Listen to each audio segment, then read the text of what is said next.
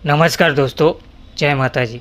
तो दोस्तों, आज है चैत्र नवरात्रि का तीसरा दिन। नवरात्रि के तीसरे दिन पूजा के समय ये कथा सुनने से माँ दुर्गा की कृपा सदा आपके पास बनी रहेगी।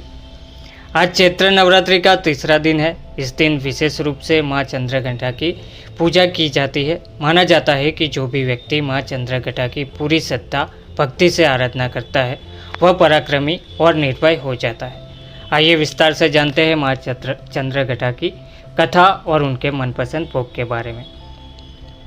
तो चैत्र नवरात्रि शुरू हो चुकी है और आज नवरात्रि का तीसरा दिन है।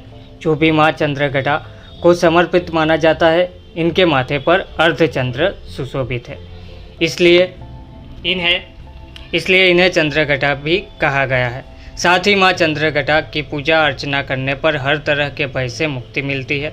साथ ही यह भी मान्यता है कि माँ चंद्रघंटा की कथा का पाठ करने से शरीर के सभी रोग और कष्ट दूर होते हैं।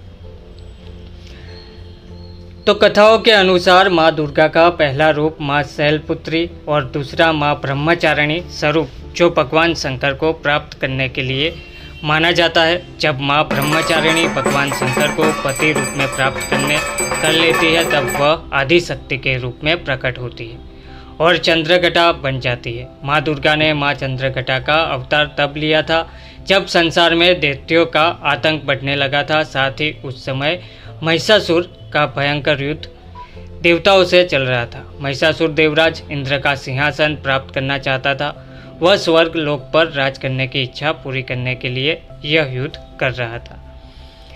तो ऐसे हुई थी माँ चंद्रघंटा की उत्पत्ति। आइए जानते हैं। जब देवताओं को महिषासुर इच्छा का पता चला तो वे परेशान हो गए और भगवान ब्रह्मा, विष्णु और महेश के सामने पहुँचे।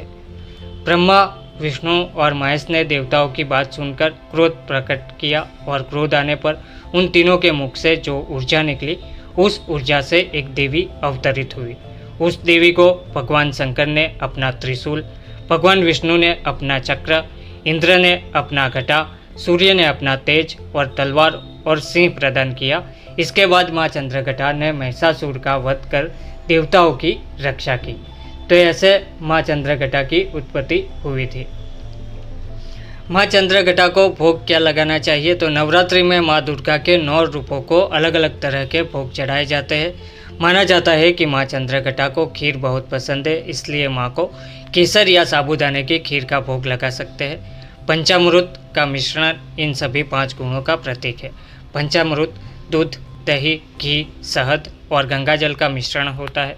यह माँ चंद्रघंटा को अत्यंत प्रिय है। यह मिश्रण 5 पवित्र पदार्थों से बना होता है, जिनमें से प्रत्येक का अपना महत्व है।